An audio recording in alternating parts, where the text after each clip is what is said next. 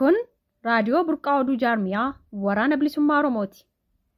Raadiyoon burqaa oduu jaarmiyaa waraana bilisummaa Oromoo torbanitti guyyaa 3 jechuunis gaafa kibxataa, jumaataa fi dilbata akka lakkoofsa Oromiyaatti sa'aatii 6 PM yookiin akka lakkoofsa Westerniitti sa'aa 12 PM'tti tamsaasa kallattiin waan isin biraan geenyuuf ilmaan Oromoo addunyaa mara keessa jirtan akka nu hordoftan kabajaan isin gaafanna. Kana malees tamsaasa kallattii keenyaan alatti karaa toora YouTube'ii eejensii tajaajila burqaa oduu jaarmiyaa waraana bilisummaa Oromootiinis nu argachuu dandeessu.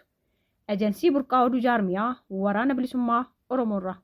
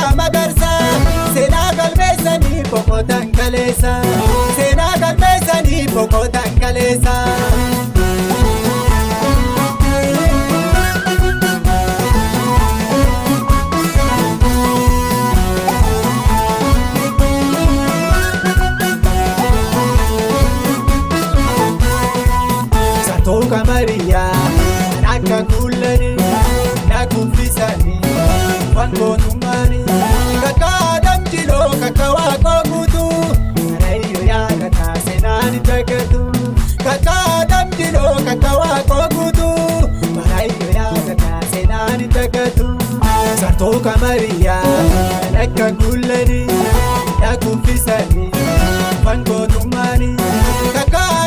Akkam jirtu dhaggeeffattoota keenya oduu yeroo kanaa qabnu sin dhageechisnaa an biiftuu abdiiti. Godinaalee Oromiyaa garagaraa keessatti waraana bilisummaa Oromoo lola dhaabbataa PP waliin gaggeessaa jira. Haala kanaan lixa shaggar ona jibaat waddeessa jalduu dirree Incinnii daannoo fi gindabarat kaaba shaggar salaale kuyyuu warra jaarsoo fi dagam kibba lixaa shaggar ona qarsaa maallimaa gooroo fi ammayya ba'aa shaggar ona booraa dugdaa boosetii fi fantaalle Roguduruu Wallagga sulula Fincaa fi daangaawwan Amaaraa daangessan Amuruu darraa lolaa fi faannoo waliinis gaggeessaa jiraachuun ni beekama. Waraanni bilisummaa Oromoo bakka loltoota PPRA baase hundattis marii uummataa gaggeessaa jiraachuu jiraattonni ni dubbatu.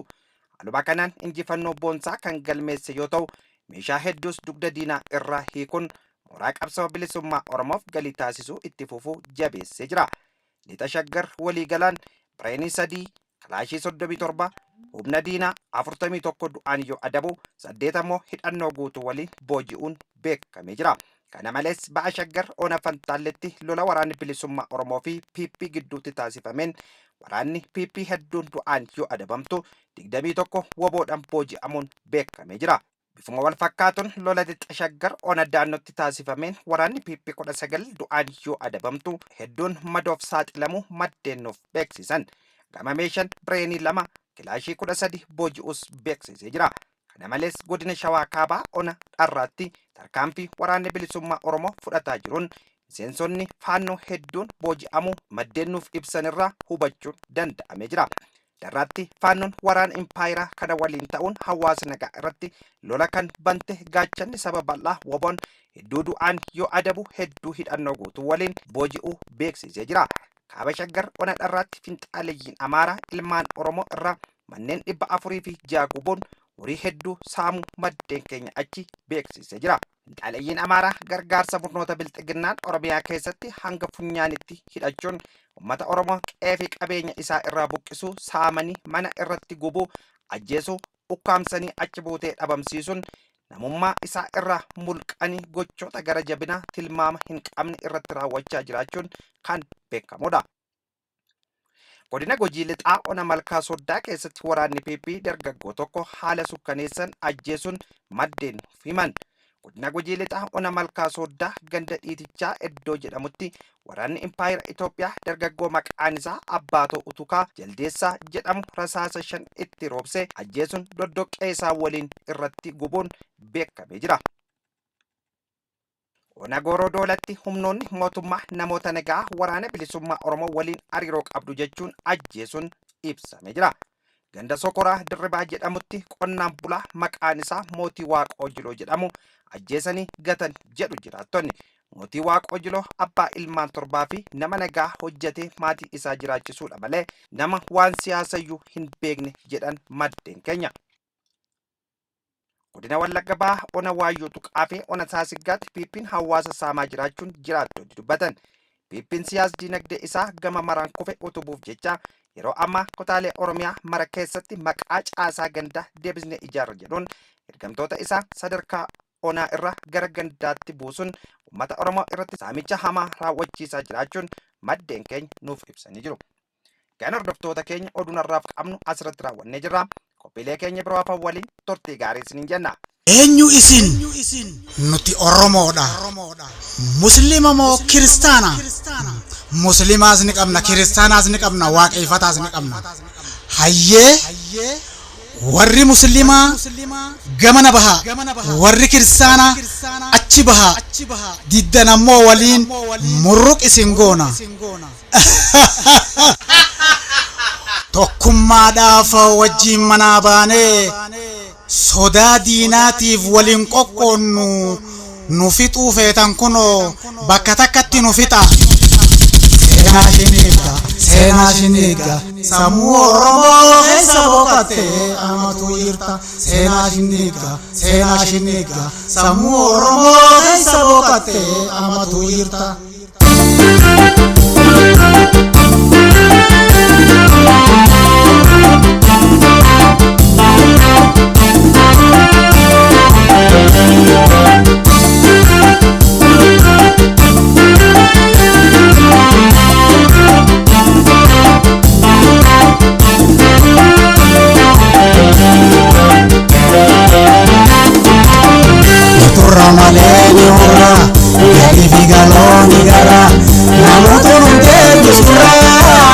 injifannoodhaan xumura namootni hundi bisura injifannoodhaan xumura turra malee ni horra galii fi galooni garra namootni hundi bisura injifannoodhaan xumura namootni hundi bisura injifannoodhaan xumura.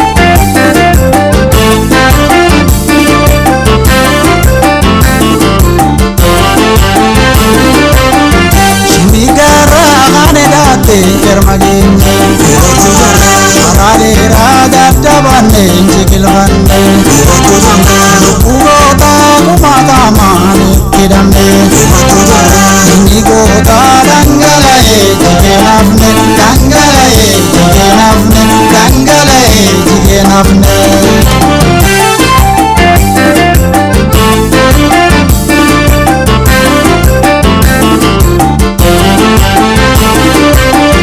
Aloonni gootee gagamanne yalii fi kaayee itti hamanne karoora diinaa harkaa facaafne seenaa shinnigaa irratti baafne ifin kuusanne dhiigaa fi lafee galirra jenne ifin kuusanne dhiigaa fi lafee galirra jenne. Abbaan meedallee naanu jaalatu abbaan meedallee naanu kuufatu tolaa fi dirqiin akka beekatu.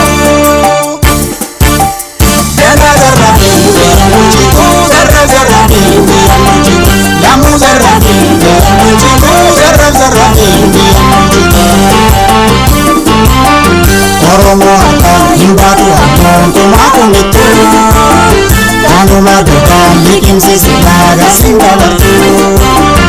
Oromo akka himbaatu hammoon kumaa kumittu kanuma duukaan liqimsiisi laagarsiin dabartu.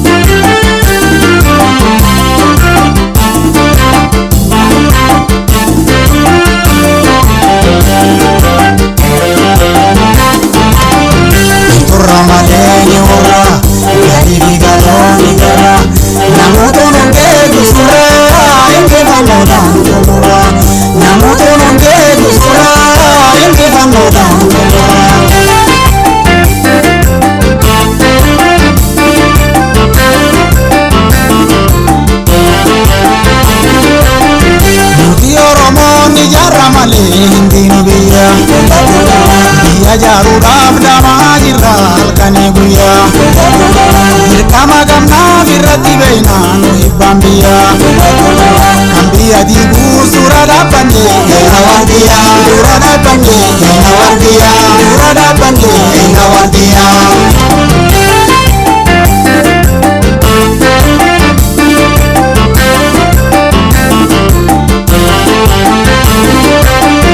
Namoonni deebi'ee hin abjootini biyyaa fi biyyee duraan miidhanii seenaa boqottee dur hojjetanii dhalaa fi dhaltee harma murtanii san hunda dandee halee ganamaa baraman san hunda dandee halee ganamaa baraman. Diktaatarummaan guutamtanii sabaa sablammoota tuffatanii biyya nyaatanii lafaa baatanii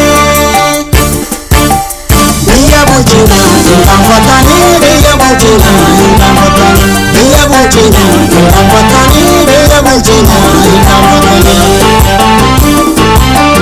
Diktaatarummaan guutamtanii sabaa sablammoota tuffatanii biyya nyaatanii lafaa baatanii biyya bulchinaa hingaan fatanii biyya bulchinaa hingaan fatanii biyya bulchinaa hingaan fatanii biyya bulchinaa hingaan fatanii.